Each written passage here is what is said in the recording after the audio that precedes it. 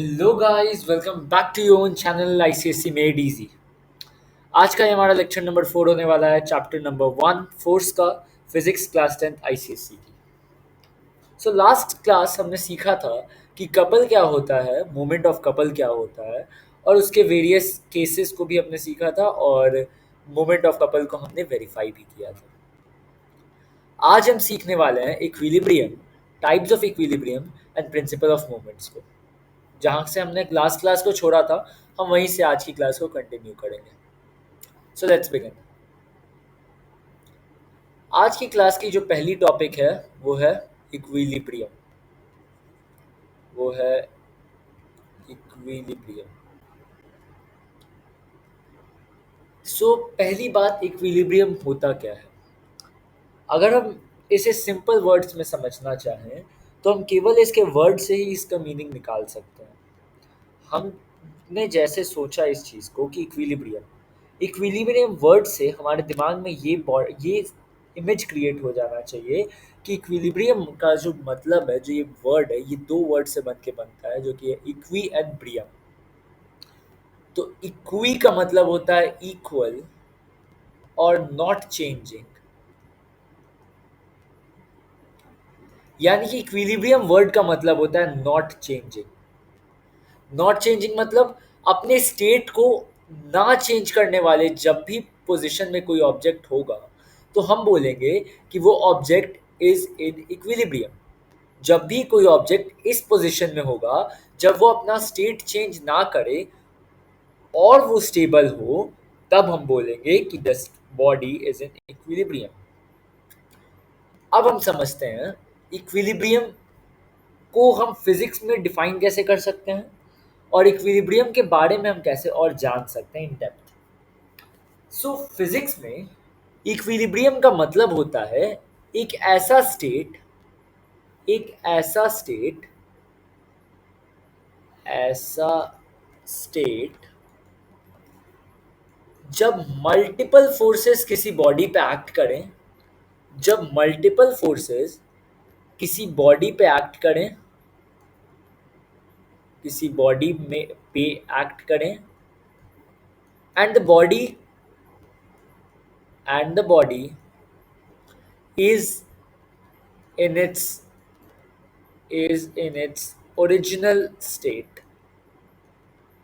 इसको ऐसे समझते हैं, इसको बहुत ही आसान भाषा में हम समझ सकते हैं कि जब भी किसी बॉडी पे बहुत ज़्यादा फोर्सेस एक्ट करेंगे, जैसे एक एग्जांपल हम लेते हैं, जब कभी भी आपके भी लाइफ में बहुत ही ज़्यादा डिफिकल्ट सिचुएशन चल रहा हो, जब कभी बहुत ही ज़्यादा सारी चीज़ें अगेंस्ट जा रही हो, कभी कोई चीज़ आपको इस तरफ धकेल रहा हो, कभी कोई चीज़ आपको इस तरफ धकेल रहा हो, और तब भी अगर आप अपने स्टेट को, अपने माइंडसेट को अगर आप एक जगह रख सकते हैं, तो आप कहलाएंगे इक्विलिब्रियम में।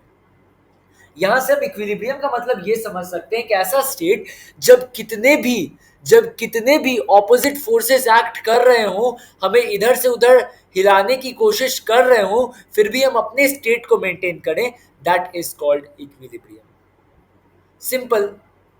तो जब कभी भी एक बॉडी पे मल्टीपल फोर्सेस एक्ट करेंगे, जब कभी भी एक बॉडी पे मल्टीपल फोर्सेस एक्ट करेंगे, तो वी कैन से कि उस बॉडी पे दो टाइप का मोशन हो सकता है। पहला लीनियर मोशन, दूसरा रोटेशनल मोशन। अगर मैं कहता हूं कि मैं लीनियर मोशन भी ना होने दूं और रोटेशनल मोशन भी ना होने दूं, तो मैं बॉडी को इक्विलिब्रियम में मेंटेन कर सकता हूं। इक्विलिब्रियम का मतलब ये था कि एक बॉडी अपने ओरिजिनल स्टेट में, अगर वो रेस्ट पे है तो रेस्ट पे, और अगर वो मोशन में है तो वो मोशन में उसी स्पीड और वेलोसिटी के साथ, उसी स्पीड के साथ वो कंटिन्यू करे। उसकी जो स्टेट ऑफ बॉडी है, चाहे वो रेस्ट है या फिर मोशन, वो चेंज ना हो, तो हम कह सकते हैं कि बॉडी इक्विलिब्रियम में है। तो इस चीज को वेरीफाई करने के लिए दो कंडीशंस का होना बहुत जरूरी है। पहला कि बॉडी में ना तो लीनियर मोशन हो और ना ही रोटेशनल मोशन। मैंने पहले लेक्चर में ये बताया था कि मोशन को हम ब्रॉडली क्लासिफाई दो कैटेगरी में कर सकते हैं, एक पहला लीनियर और दूसरा रोटेशनल। तो जब इन दोनों तरीके का मोशन होगा ही नहीं बॉडी में, तो बॉडी अपने ओरिजिनल स्टेट में मेंटेन रहेगी। अगर वो रेस्ट पे है तो रेस्ट पे ही रहेगी, अगर वो मोशन कर रहा है तो वो अपने ही जिस तरीके से वो मोशन कर रहा है वो उसी तरीके से मोशन करेगा, कोई इन्फ्लुएंस ऑफ फोर्स नहीं होगा।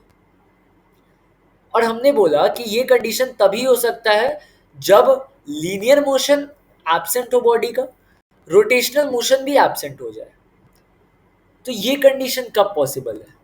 ये कंडीशन तब पॉसिबल है जब multiple forces acting on the body, multiple forces acting on the body becomes zero. Acting on the body becomes zero. Becomes zero. कब ऐसा हो सकता है कि बॉडी का ना कोई रोटेशनल मोशन हो और ना ही कोई लीनियर मोशन हो? ये तभी एक ही कंडीशन है ऐसा होने का, वो ये है कि उस बॉडी का जितना भी फोर्स है, लाइक जितना भी उस पर फोर्सेस एक्ट कर रहे हैं, वो सारे फोर्सेस क्या हो जाने चाहिए? वो सारे फोर्सेस जीरो के बराबर होने चाहिए। तो अभी तक हमने ये समझा था, अभी तक हमने इस चीज को समझा था कि अगर किसी बॉडी पे, चूंकि फोर्स एक वेक्टर होता था, तो हमने ये समझा था अगर किसी बॉडी पे हम सेम मैग्नीट्यूड के फोर्सेस को ऐड कर दे इन ऑपोजिट डायरेक्शन, तो वो क्या हो जाता है? वो जीरो हो जाता है। ये हमने सीखा था। यानी ये वेक्टर है, ये जैसे मान के चलिए एक फोर्स वेक्टर है ये F1 और एक फोर्स वेक्टर है F2। अगर मैं F1 और F2 को बराबर कर दूं, अगर मैं F1 और F2 को बराबर कर दूं और उसे F मान लूं और उसे F मान लूं, तो क्या मैं ये कह सकता हूं, क्या मैं ये कह सकता हूं कि F1 प्लस F2 का वैल्यू जब जीरो होगा, F1 प्लस F2 का वैल्यू जब जीरो होगा, तब उस बॉडी का मोशन जीरो हो जाएगा, तब वो बॉडी जिस स्टेट में थी उसी स्टेट में कंटिन्यू करेगी। जैसे ही मैंने ये बात बोली, तो ये हमें शुरू से पता है कि अगर कोई फोर्स इस तरफ से एक्ट कर रहा है, अगर कोई फोर्स एक डायरेक्शन में एक्ट कर रहा है और हम सेम मैग्नीट्यूड के फोर्स को ऑपोजिट डायरेक्शन में उसी line of action of force पे, उसी line of action of force पे इंट्रोड्यूस कर सकते हैं, तो उस बॉडी का जो मैग्नीट्यूड ऑफ फोर्स है वो जीरो हो जाता है, नेट फोर्स जीरो। यानी कि बॉडी मूव नहीं कर सकता है, बॉडी जिस स्टेट में था उसी स्टेट पे मेंटेन रहेगा। इन चीजों को हमने समझा। अब हम समझते हैं कि अब हम इसके डेफिनेशन को बेसिकली डिराइव करने का कोशिश करते हैं कि क्या हम यहाँ से इसके डेफिनेशन को डिराइव कर सकते हैं या फिर अभी हमें और डेप्थ में समझना होगा तब हम कर पाएंगे। तो इस चीज़ को हमने ये समझा, इस चीज़ से हमने ये समझा कि इक्विलिब्रियम होता क्या है। इक्विलिब्रियम का हमने डेफिनेशन समझा। Whenever multiple forces act on the body, multiple multiple forces act on a body and the body maintains its state, and the body main and the body maintains its state, and the body maintains its state of rest, state of rest, or state of or state of motion with constant speed, then the body is said to be in equilibrium। ये हमने यहां से इसका definition लिखा, ये book का definition है। अब इसी डेफिनेशन से हम ये समझने का कोशिश करते हैं कि जो बातें अभी तक हमने सीखी, क्या उससे हम खुद ये डेफिनेशन बना सकते थे? हमने ये जाना कि जब भी हमने ये जाना था कि किसी भी बॉडी पे अगर मल्टीपल फोर्सेस एक्ट कर रहा होता है, तो हमें उसकी स्टेट ऑफ रेस्ट या फिर उसकी स्टेट ऑफ मोशन को मेंटेन रखना है। अगर वो मेंटेन रह जाता है तो हम उसे इक्विलिब्रियम कंसिडर करते हैं, तब हम उसे इक्विलिब्रियम कंसिडर करते हैं। और अगर नहीं मेंटेन रहता है, चेंज आता है, तो हम उसमें मोशन कंसिडर करते हैं। इक्विलिब्रियम हुआ क्या? Whenever, जब भी मल्टीपल फोर्सेस किसी बॉडी पे एक्ट कर रहा हो, उस समय अगर वो बॉडी अपना स्टेट ऑफ रेस्ट, चूंकि दो ही तरीके का मोशन हो सकता, दो ही तरीके का स्टेट हो सकता है, या तो स्टेट ऑफ रेस्ट या फिर स्टेट ऑफ मोशन। या फिर state of motion with constant speed, ये यहाँ कीवर्ड है, विद कांस्टेंट स्पीड।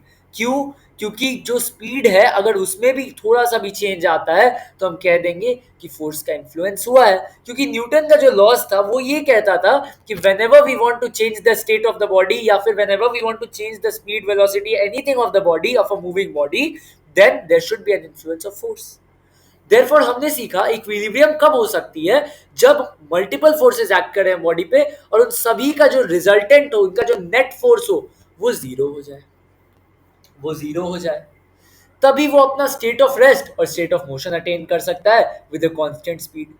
इसमें कई लोगों को ये डाउट आएगा कि मैंने कांस्टेंट स्पीड क्यों लिखा, कांस्टेंट वेलोसिटी क्यों नहीं लिखी। तो ये मैं आपको आगे बताऊंगा, बिकॉज कांस्टेंट वेलोसिटी अगर मैं लिख दूंगा तो यहाँ एक एक्सेप्शन आता है जो कि बहुत ही ज्यादा कॉमन और बहुत बड़ा एक्सेप्शन हो जाता है, इसलिए हम यहाँ कांस्टेंट स्पीड लिखते हैं। बुक्स में आपको कई जगह वेलोसिटी भी मिल जाएगा, बट अगर हम लॉजिकली और सही वे में चले तो यहाँ स्पीड होना चाहिए। Then the body is said to be in equilibrium. अब हम समझते हैं इक्विलिब्रियम हो कितने तरीके का सकता है और उस इक्विलिब्रियम को मेंटेन करने के लिए कौन कौन से कंडीशंस नेसेसरी है। पहला कंडीशंस पहला conditions necessary for equilibrium. Conditions necessary for equilibrium. हमने ये जाना था कि जब भी किसी बॉडी को इक्विलिब्रियम में होना है तो उसके लिए दो चीजें जरूरी है। पहला, नेट फोर्स जीरो हो जाए। नेट फोर्स जीरो करने के लिए दो तरीके हमारे पास आते हैं। बॉडी दो तरीके का मोशन कर सकता है, बॉडी दो तरीके का मोशन कर सकता है। पहला लीनियर मोशन और दूसरा रोटेशनल मोशन। अगर हम उन दोनों का सम जीरो कर दिया, हम उन दोनों को पॉसिबल होने ही ना दें, तो बॉडी इक्विलिब्रियम में मेंटेन हो जाएगी, तो बॉडी इक्विलिब्रियम में मेंटेन हो जाएगी। तो अब हम चलते हैं पहले केस को लेकर। लीनियर मोशन अगर मुझे खत्म करना है तो कभी भी अगर मुझे लीनियर मोशन खत्म करना है किसी एक तरफ, जैसे इस बॉडी पे अगर फोर्स लगाऊं तो किस तरीके से लगाऊं कि मेरा जो नेट फोर्स है वो जीरो हो। एक इधर से लगाऊंगा और एक इधर से लगाऊंगा, तो मेरे बॉडी का जो फोर्स है, नेट फोर्स, वो जीरो हो जाएगा। तो मैंने यहां से ये जाना कि लीनियर मोशन को खत्म करने का मेरे पास एक उपाय है, वो ये कि मेरा जो नेट फोर्स है एक्टिंग ऑन द बॉडी या resultant of all the forces. जब भी हम वेक्टर्स की बात करते हैं तो वेक्टर्स को जो हम ऐड करते हैं, चूंकि वेक्टर्स जब भी ऐड होता है तो उसमें उनके साइन का कंसिडरेशन बहुत जरूरी होता है। जब भी वेक्टर ऐड होता है तो साइन कंसिडरेशन इज मस्ट। तो जब भी हम बोलते हैं कि एक लीनियर मोशन है, चूंकि फोर्स एक वेक्टर होता है, तो हम ये कह सकते हैं कि जब हम फोर वेक्टर्स को ऐड करते हैं तो हम उनके एडिशन को सम ना बोल के उनके एडिशन को हम रिजल्टेंट बोल देते हैं। Resultant is nothing but sum. तो हम ये कह सकते हैं लीनियर मोशन को खत्म करने के लिए हमारे पास क्या होना चाहिए, resultant of all the forces, यानी sum of all the forces, sum of all the forces acting on the body should be zero. Forces on the body should be zero. मतलब कि हमें अगर सारे फोर्सेस का हम अगर रिजल्टेंट यानी कि ऐड करने पे अगर वैल्यू जीरो ले आते हैं तो क्या हम ये कह सकते हैं कि बॉडी लीनियर मोशन प्रोड्यूस नहीं कर पाएगा, यानी उस पर फोर्स का कोई भी इफेक्ट नहीं होगा। दूसरा तरीके का मोशन जो हो सकता है वो हमारा केस 2 यानी कि रोटेशनल मोशन हो सकता है। रोटेशनल मोशन को खत्म करने का तरीका हमने सीखा था, रोटेशनल मोशन प्रोड्यूस होता है टॉर्क से। अगर हम टॉर्क के भी सम को जीरो कर दें तो क्या रोटेशनल मोशन कभी प्रोड्यूस होगा? अगर मैं नेट टॉर्क को ही जीरो कर दूं तो क्या मेरा रोटेशनल मोशन कभी भी प्रोड्यूस होगा? बिल्कुल नहीं, बिल्कुल भी नहीं। तो अगर मुझे अपना रोटेशनल मोशन को खत्म करना है तो मुझे अपना नेट टॉर्क का वैल्यू जीरो रखना पड़ेगा। और नेट टॉर्क का वैल्यू जीरो कब होगा? whenever the sum of anti clock, wait, ये तो प्रिंसिपल ऑफ मोमेंट्स भी यही हो जाएगा, तो फिर कंफ्यूजन आपको हो जाएगा। तो इसे हम ऐसे लिख सकते हैं, whenever sum of all the forces all the forces acting acting along the pivot of the body along the pivot of the body, और इस पाइवट को हम और अच्छे भाषा में लिख सकते हैं जिसपे लाइक देखने में सुंदर लगे, एक्सिस ऑफ रोटेशन, मतलब जहां से बॉडी रोटेट कर सके, axis of rotation. Sum of all the forces acting along the axis of rotation of the body is equal to 0. अगर हम इन दोनों कंडीशंस को सेटिस्फाई कर दें तो हम ये कह सकते हैं कि हमारा जो बॉडी है वो इक्विलिब्रियम में मेंटेन्ड है। अब करने का इस चीज को करने का हमने दो कंडीशंस निकाला, उन दोनों कंडीशंस को हम एक जगह लिख देते हैं। पहला कंडीशन, हमने ये जाना कि हमें लीनियर मोशन खत्म करना है, तो उसके लिए हमें क्या करना होगा? अगर हमें लीनियर मोशन खत्म करना है तो उसके लिए हमें resultant of all forces acting on the body should be zero. और दूसरा कंडीशन जो हमने जाना अपने रोटेशनल मोशन को खत्म करने के लिए, वो ये कि हमारा रिजल्टेंट, या ऐसे नहीं लिखकर हम इसे सम लिख देते हैं direct, sum of all the forces acting along the axis of rotation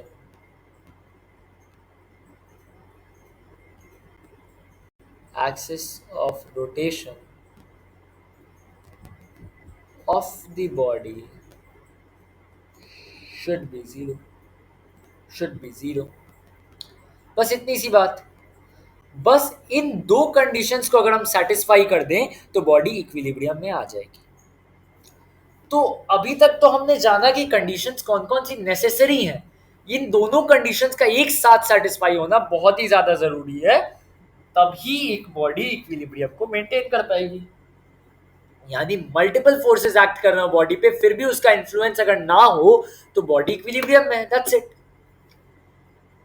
अब हम सीखने चलते हैं। अब हम एक क्वेश्चन सोचते हैं अपने दिमाग में, सभी अपने दिमाग में क्वेश्चन सोचते हैं कि मैंने बोला इक्विलिब्रियम में बॉडी अपना स्टेट मेंटेन रखेगी, चाहे वो स्टेट ऑफ रेस्ट हो चाहे मोशन।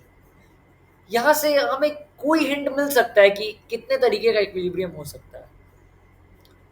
बिल्कुल, हमने जैसे ही बोला कि बॉडी को इक्विलिब्रियम में रहेगी अगर बॉडी, तो वो दो ही स्टेट, वो अपने स्टेट को मेंटेन रखेगी। तो पूरे दुनिया में दो ही ऐसा स्टेट ही होता है, पहला स्टेट ऑफ रेस्ट, दूसरा स्टेट ऑफ मोशन। यानी इक्विलिब्रियम कितने टाइप का होगा? दो, पहला इक्विलिब्रियम फॉर रेस्ट एंड दूसरा इक्विलिब्रियम फॉर मोशन। इन्हीं दोनों का स्पेशल नाम होता है कि जब किसी बॉडी को रेस्ट पे ही रखना है, जब कोई बॉडी ऑलरेडी रेस्ट पे है और वो इक्विलिब्रियम मेंटेन करती है, तो हम उसे स्टैटिक इक्विलिब्रियम कहते हैं। तब हम उसे स्टैटिक इक्विलिब्रियम कहते हैं। स्टैटिक वर्ड का ही मतलब होता है स्टेशनरी। स्टेशनरी मतलब कि बॉडी जिस जगह पे है उसी जगह पे रहेगी विदाउट चेंजिंग इट्स पोजीशन। दूसरा मोशन में अगर बॉडी है और वो उस मोशन को कांस्टेंट स्पीड से, अगर वो कांस्टेंट स्पीड से मूव कर रही है, अगर वो बॉडी कांस्टेंट स्पीड से मूव कर रही है, तो हम क्या बोलेंगे कि बॉडी एक मोशन के इक्विलिब्रियम में है, जिसका स्पेशल नाम होता है डायनामिक इक्विलिब्रियम। डायनामिक का मतलब होता है when the state is not defined या when the position is not defined. जब किसी चीज का पोजीशन बदल रहा होता है, जैसे हम मैथ्स में वेरिएबल बोलते हैं, उसी तरीके से हम डायनेमिक वर्ड का भी यूज करते हैं। तो डायनेमिक मतलब समथिंग चेंजिंग, यानी कि स्टैटिक इक्विलिब्रियम में बॉडी अपने रेस्ट के पोजीशन यानी रेस्ट के स्टेट को मेंटेन रखेगी, और मोशन के अगर वो अपने मोशन के स्टेट को मेंटेन रखती है विद अ कांस्टेंट स्पीड, तो हम कहेंगे कि बॉडी डायनामिक इक्विलिब्रियम में मूव कर रही है। हमने ये भी जान लिया कि कितने तरीके का, अब हम इसके कुछ एग्जाम्पल्स कर लेते हैं, ये बहुत इंपॉर्टेंट है। एग्जाम्पल्स एग्जाम में आते हैं, दो तरीके से पूछा जा सकता है। पहला कि आपको ऑप्शंस दे दिया जाएगा, उसमें बोला जाए कि which of the following are the examples for static equilibrium and which are the following are the examples of dynamic equilibrium. या दूसरा आपको टाइप ऑफ क्वेश्चन बोला जा सकता है कि define static equilibrium and give give one और to examples like that. तो हम सबसे पहले इनका एग्जांपल्स लिख लेते हैं, फिर इनके डेफिनेशंस को चलेंगे सीखने। Static equilibrium, when a body, when a box is kept at a table, is kept at a table. जब भी ऐसा होगा तो क्या मैं ये कह सकता हूं, एक बॉडी पे, एक बॉडी, ये एक हॉरिजॉन्टल प्लेन पे अगर ये बॉक्स रखा हुआ है, तो इसका ये एक फिक्स पॉइंट अगर मैं मान लूं, अगर मैं इसका एक फिक्स पॉइंट मान लूं, फिक्स पॉइंट नहीं भी मानता हूं क्योंकि यहाँ फिक्स पॉइंट नहीं है। अच्छा, अगर किसी बॉडी के पास पाइवट नहीं होगा तो वो रोटेशनल मोशन प्रोड्यूस कर ही नहीं पाएगा, तो उसके लिए केवल एक कंडीशन सेटिस्फाई होना चाहिए जो कि लीनियर मोशन का होता है। तो चूंकि एक बॉक्स में कभी आपने पाइवट नहीं देखा होगा, तो हमें केवल एक कंडीशन सेटिस्फाई करना है जो कि है लीनियर मोशन की कंडीशन को सेटिस्फाई करना है। यानी अगर बॉडी पे एक फोर्स इधर से एक्ट हो रहा है और एक फोर्स इधर एक्ट हो रहा है, या इन दोनों को भी छोड़ दीजिए, वेट ऑफ द बॉडी यानी इसका ये रिएक्शन फोर्स, ये दोनों एक्ट हो रहा है, तो ये बॉडी हम कहेंगे कि एक स्टैटिक इक्विलिब्रियम पे मेंटेन्ड है। कैसे मेंटेन्ड है? स्टैटिक इक्विलिब्रियम पे। क्यों? क्योंकि weight of the body is balanced by the weight of the body is balanced by the reaction force of the box by the table by the box। यानी कि जब भी एक बॉक्स किसी टेबल पे रखी हुई है तो हम कहेंगे कि वो एक स्टैटिक इक्विलिब्रियम में मेंटेन्ड है। दूसरा एग्जांपल हम देख सकते हैं एक बीम बैलेंस का। जब हम एक सीलिंग से अटैच्ड एक बीम बैलेंस को देखते हैं, जिसके पास यहाँ एक पैन है और यहाँ पे भी एक पैन है। इस कंडीशन में इसके पास एक पाइवट है, ये एक फिक्स पॉइंट है। इस कंडीशन में ये एक पाइवट है या फिर एक एक्सिस ऑफ रोटेशन है। तो हम ये कह सकते हैं इसको इक्विलिब्रियम में मेंटेन करने के लिए हमें दो कंडीशन सेटिस्फाई करनी होगी। पहली जो कि होगी हमारी वेट ऑफ ये लीनियर मोशन के लिए, दूसरी हमारी रोटेशनल मोशन के लिए। लीनियर मोशन के लिए हमारी ऑलरेडी सेटिस्फाइड है, चूंकि ये बॉडी एट रेस्ट है या फिर नहीं भी एट रेस्ट है, तो कभी भी किसी वेट ऑफ द बॉडी जो कि नीचे जो वर्टिकली डाउनवर्ड एक्ट करती है, उसे नीचे की तरफ से एक फोर्स जो इसको रिएक्शन फोर्स भी कहते हैं, वो ऊपर की तरफ हमेशा एक्ट करता है। तो ये हमेशा जनरली कोई बॉडी अगर रेस्ट पे है तो ये हमेशा उसके लिए इक्वल हो जाएगा। अब हमें दूसरा कंडीशन सेटिस्फाई करना है जो कि रोटेशनल मोशन को रोकने का। उसके लिए हमने बोला कि नेट टॉर्क का वैल्यू 0 कर दें। हमने टॉर्क दो तरीके का सीखा था, चूंकि एक वेक्टर है तो इसका डायरेक्शन होता, एक सीखा क्लॉकवाइज और एक सीखा एंटी क्लॉकवाइज। इस कंडीशन में अगर यहाँ पे भी एक 5 kg का एक बॉक्स है और यहाँ पे एक 5 kg का वो मेजर करने के लिए एक टूल है, तो क्या हम यहाँ से बोल सकते हैं कि इस तरफ का जो पार्ट है, ये वाला पार्ट जो लेफ्ट पार्ट है, सॉरी हाँ मेरे हिसाब से तो लेफ्ट ही होगा, जो लेफ्ट वाला पार्ट है वो इस बॉडी को इस डायरेक्शन में रोटेट करेगी यानी एंटी क्लॉकवाइज यानी पॉजिटिव, और ये वाला भी 5 kg का है तो ये वाला भी बॉडी को इस तरफ रोटेट करेगा क्लॉकवाइज नेगेटिव। तो अगर मैं कहूँ चूंकि यहाँ से हम निकल जाएगा कि अगर मैं कहूँ यहाँ पे मैग्नीट्यूड ऑफ फोर्स दोनों में बराबर है, और यहाँ पे जो पाइवट और इसके बीच line of action of force के बीच जो डिस्टेंस है वो भी सेम है, चूंकि एक बीम बैलेंस है, तो क्या मैं कह सकता हूँ कि बॉडी इज एट इक्विलिब्रियम? यहां से हमें एक चीज और पता चल गई कि बॉडी को इक्विलिब्रियम में होने के लिए मैथमेटिकली स्पीकिंग अगर मैं बोलूं तो मुझे clockwise torque should be equal to anti clockwise torque. इस एग्जांपल से हमने समझा कि क्लॉकवाइज टॉर्क और एंटी क्लॉकवाइज टॉर्क अगर बराबर है तो मैं कह सकता हूं कि बॉडी इज एट इक्विलिब्रियम। और इसी रिलेशन को हम प्रिंसिपल ऑफ मोमेंट्स कहते हैं। इसी रिलेशन को हम प्रिंसिपल ऑफ मोमेंट्स कहते हैं। यहां से हमने प्रिंसिपल ऑफ मोमेंट्स को भी सीख लिया। Principal of moments is nothing but it states that principal of moments, यहाँ पी है गाइस, ये थोड़ा प्रॉब्लम था। Principal of moments states that whenever a body is at equilibrium, चूंकि ये कंडीशन तभी सेटिस्फाई होगी जब बॉडी इक्विलिब्रियम पे होगी, तो हम कह सकते हैं कि whenever a body is eight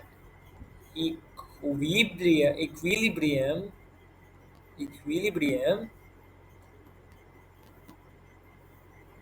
clockwise torque is equal to anti-clockwise torque। Simple, ये हमारा प्रिंसिपल ऑफ मोमेंट्स बन गया, जो कि हमें क्वेश्चंस करने में आसानी देगा। जैसे हम मैथ्स में थ्योरम्स को यूज करते हैं, उसी तरीके से इसे एज ए रिजल्ट याद रखेंगे और इसे हम अपने क्वेश्चंस में जब भी हमें पूछेगा कि बॉडी इज एट इक्विलिब्रियम, तो हमें एक इक्वेशन जो हमारे दिमाग में आ जानी चाहिए वो ये है कि clockwise torque is equal to anti clockwise torque. That's it. यहां से हमें एक और डेफिनेशन क्या समझ में आ जाती है, यहां से क्या हमें एक और डेफिनेशन समझ में आ जाती है कि हम कह सकते हैं चूंकि क्लॉकवाइज टॉर्क पॉजिटिव होता है, नेगेटिव होता है और एंटी क्लॉकवाइज टॉर्क पॉजिटिव होता है, तो क्या हम कह सकते हैं कि अगर मैं इसे इस तरफ ले आऊं और फिर इन दोनों का सम कर दूं, तो क्या मैं कह सकता हूं, यानी कि ये नेगेटिव है और इसमें मुझे सम करना है पॉजिटिव का और इधर से मैं इधर ले आऊंगा तो एज अ रिजल्ट यहां जीरो आ जाएगा। तो क्या मैं कह सकता हूं कि sum of clockwise moment, clockwise torque लिख दीजिए direct, clockwise torque is equal sum of clockwise torque and anti-clockwise torque should be zero। Wait, कभी कभी पेन्स काम नहीं करते रहते हैं, तो यहाँ से हम बोल सकते हैं शुड बी जीरो। क्या हम कह सकते हैं कि sum of clockwise torque and anti clockwise torque should be zero to maintain equilibrium? इसी कंडीशन को हम एक तरफ अगर ले जाएं, इसी इक्वेशन को हम एक तरफ ले जाएं, तो यहां जीरो आ जाएगा और हम ये कह सकते हैं कि sum of clockwise torque and anti clockwise torque acting at, यहाँ एक वर्ड मिस हो गया है, ये इंपॉर्टेंट कीवर्ड है। जब भी हम टॉर्क की बात करेंगे तो हम लिखेंगे acting on the pivot, acting on the pivot, acting on the pivot. जब भी हम टॉर्क की बात करेंगे तो हम ये जरूर लिखेंगे कि एक्टिंग ऑन द पाइवट, क्योंकि पाइवट के बिना टॉर्क का होना पॉसिबल ही नहीं है। यहां से हमने दो चीजों को जाना, एक इक्विलिब्रियम क्या होता है, एक टाइप्स ऑफ इक्विलिब्रियम को हमने जाना और स्टैटिक के एग्जांपल्स देखे और वहीं से हमने प्रिंसिपल ऑफ मोमेंट्स के भी डेफिनेशन को डिराइव कर लिया। सभी चीजों को मैंने इंटर रिलेट करके आपको समझाने का कोशिश किया है। अब मैं आपको समझाता हूं डायनेमिक इक्विलिब्रियम के एग्जांपल्स, डायनेमिक इक्विलिब्रियम के एग्जांपल्स। या वेट, इसको समझाने से पहले, चूंकि ये जब टॉपिक चल ही रही है तो मैं इसका एक वेरिफिकेशन भी दिखा देता हूँ। मैंने जो बोला anti clockwise torque is equal to clockwise torque, ये मैंने कंडीशन बोली एट इक्विलिब्रियम, इससे हम कैसे प्रूव कर सकते हैं वो भी मैं दिखा देता हूँ आपको अभी तुरंत। वेट, वो ज्यादा बेटर होगा। सेम बीम बैलेंस वाला एग्जांपल हम लेंगे। एक यहां से एक सीलिंग से एक बीम बैलेंस लटका हुआ है, यहाँ पे एक weight of the body W1 है और यहाँ पे एक weight of the body W2 है। ये लेंथ को हम L1 कंसिडर करते हैं और इस लेंथ को हम L2 कंसिडर करते हैं। अब हम यहाँ से, चूंकि W1 ही हमारा F1 है और W2 हमारा F2 है, चूंकि weight of the body is actually the force of the body, force basically the force acting by the earth, force of the earth basically हम उसको कहते हैं। हमने बोला इस लेंथ को हमने कंसिडर कर लिया L1 और इस लेंथ को हमने कंसिडर कर लिया L2, और ये हमारा यहाँ पे वेट ऑफ द बॉडी था, ये दोनों हमारा वेट ऑफ द बॉडी है। यहाँ मल्टीपल फोर्सेस एक्ट कर रहे हैं, ये हमारा पाइवट है। तो क्या मैं कह सकता हूँ कि अगर बॉडी इक्विलिब्रियम पे होगी, अगर बॉडी इक्विलिब्रियम पे होगी तो ये W1 जो टॉर्क प्रोड्यूस करेगा और W2 जो टॉर्क प्रोड्यूस करेगा वो दोनों इक्वल होगा। और चूंकि ये एंटी क्लॉकवाइज टॉर्क है तो क्या मैं बोल सकता हूँ W1 L1 will be equal to W2 L2? क्या मैं यहाँ से ये बात बोल सकता हूँ? क्या यही मेरा ये वाला स्टेटमेंट था? W1L1 यानी कि जो मेरा एंटी क्लॉकवाइज टॉर्क है, इसे ही मैंने कह दिया एंटी क्लॉकवाइज टॉर्क, मेरा ये इक्वल हो गया क्लॉकवाइज टॉर्क के, मेरा ये इक्वल हो गया क्लॉकवाइज टॉर्क के। यही सेंटेंस मैंने ऊपर भी लिखा था, यही सेंटेंस मैंने ऊपर भी लिखा था जहां मैंने प्रिंसिपल ऑफ मोमेंट्स बताया था। यानी हमारा प्रिंसिपल ऑफ मोमेंट्स क्या हुआ? वेरीफाई हो गया।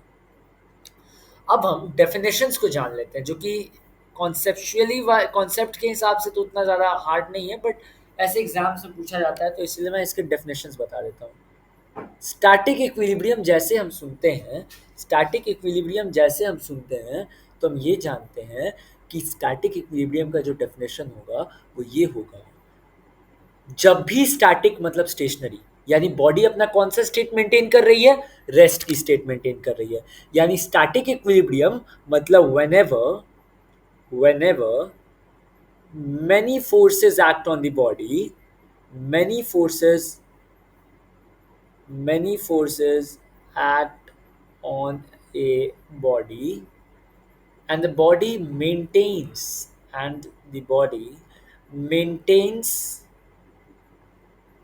its state of rest, under the influence of many या यहाँ इस सेंटेंस की जरूरत नहीं है, state of rest, it is called static equilibrium. मतलब स्टैटिक इक्विलिब्रियम का मतलब क्या है कि जब भी कोई बॉडी एक अपने रेस्ट के स्टेट में मेंटेन्ड है तो वो, और मेनी फोर्स उस बॉडी पे, बहुत सारे फोर्सेस एक्ट कर रहे हैं बट फिर भी वो अपने रेस्ट में मेंटेन्ड है, मतलब बॉडी स्टैटिक इक्विलिब्रियम है, दैट्स इट।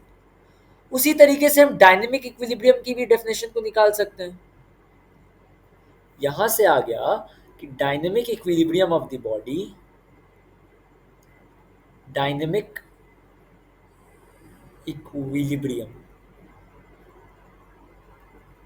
यहां से हम कह सकते हैं कि whenever many forces act on the body, whenever many forces act on a body,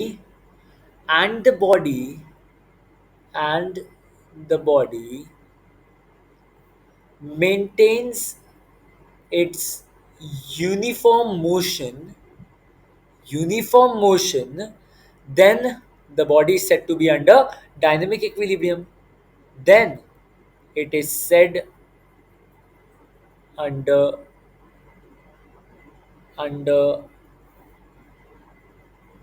dynamic equilibrium.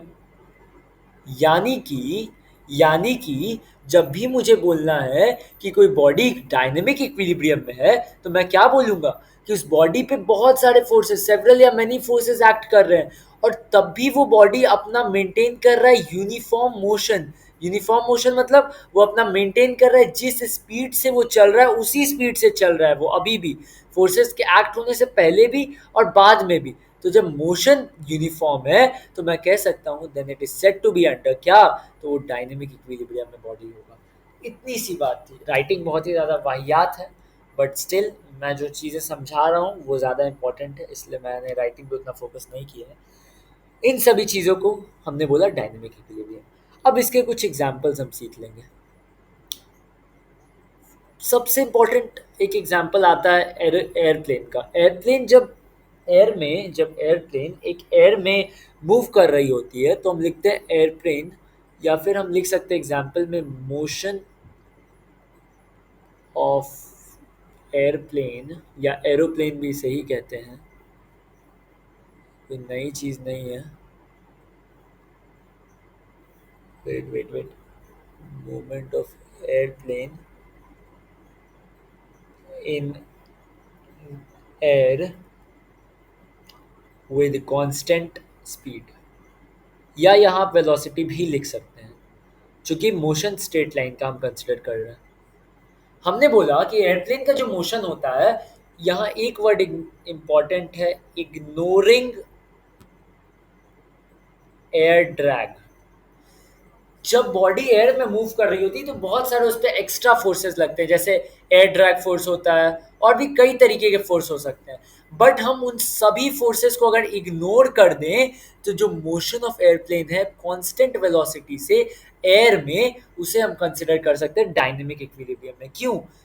क्योंकि क्योंकि ये जो एयरप्लेन होगा, ये जो एयरप्लेन है, ये अगर इस तरीके का एक बॉडी है, ये अगर एयरप्लेन है विद इट्स, ये ऐसे उसके दो पंख हैं, तो हम कह सकते हैं कि ये अगर टॉप व्यू है तो ये जो ऊपर की तरफ, ये जो फोर्स ऊपर की तरफ एक्सर्ट करेगा, ये जो फोर्स अपना इसका जो वेट ऑफ द बॉडी होगा वो नीचे की तरफ एक्ट करेगा, और यहीं से जो इसका प्रेशर होगा, ये जो फोर्स होगा, ये वाला फोर्स को हम कई बार बहुत सारे अलग अलग नामों से ही बोल सकते हैं, बट कॉमन भाषा में ये एयर का प्रेशर होगा। ये एयर का जो प्रेशर होगा उसके वजह से ये ऊपर की तरफ हवा में लटका हुआ रहेगा।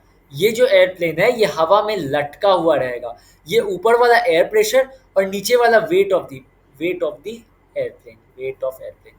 हम ये कह सकते हैं कि ये यहाँ पे यूनिफॉर्म अपने मोशन को मेंटेन कर रहा है, यानी कि डायनामिक इक्विलिब्रियम में। दूसरा और एक इम्पॉर्टेंट एक एग्जांपल आता है सर्कुलर मोशन।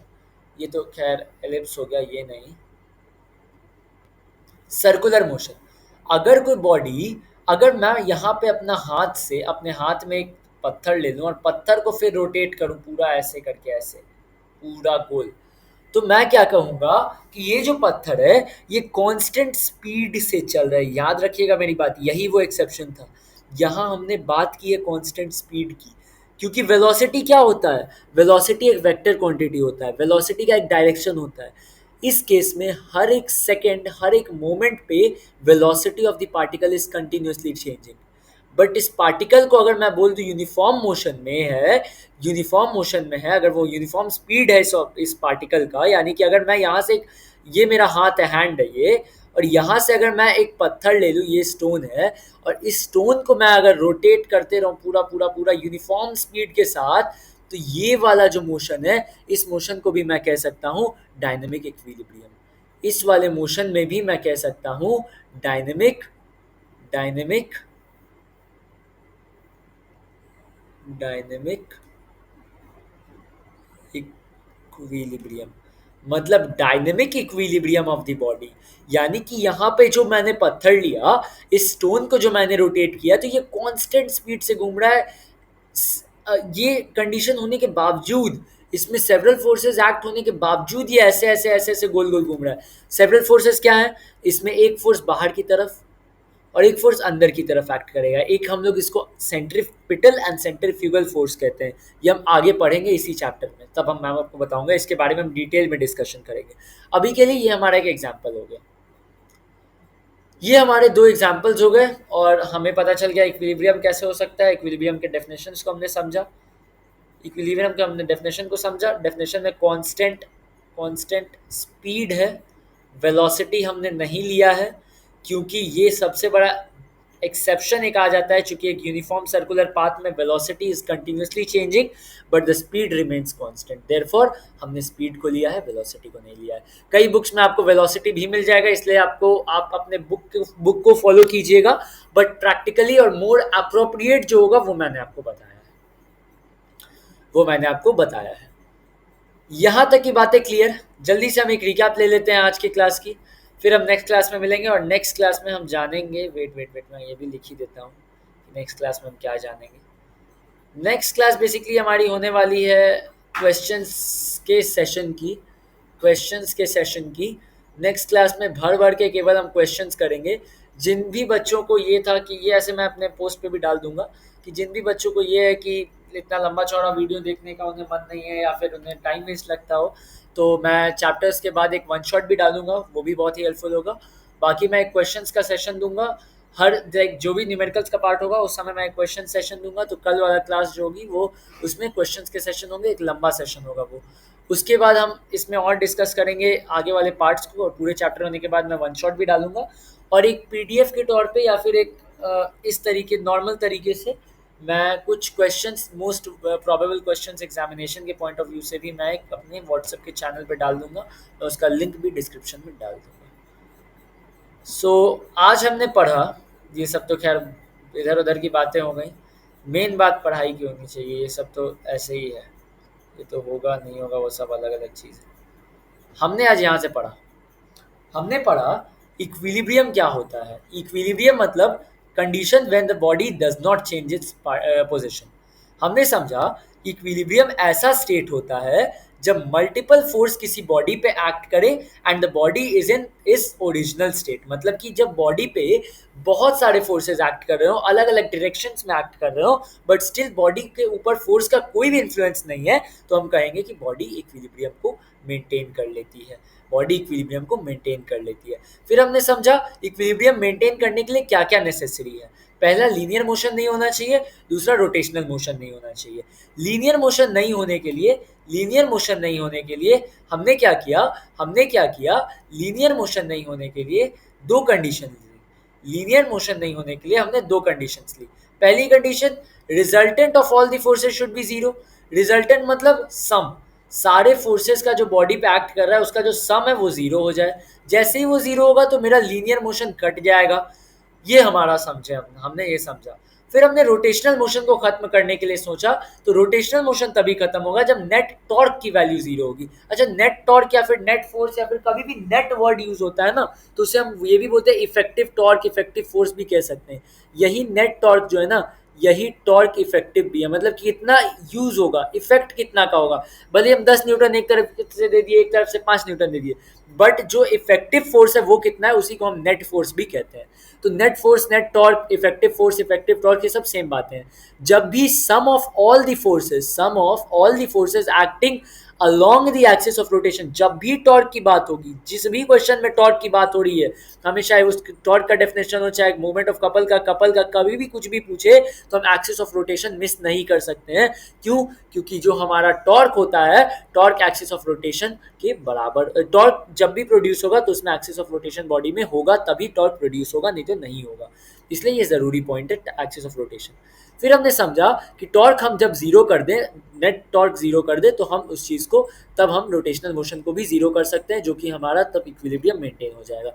यहाँ से हमारी दो कंडीशंस आई, पहली रिजल्टेंट सारे फोर्सेस के जीरो होना चाहिए, दूसरा sum of all the forces acting along the axis of rotation.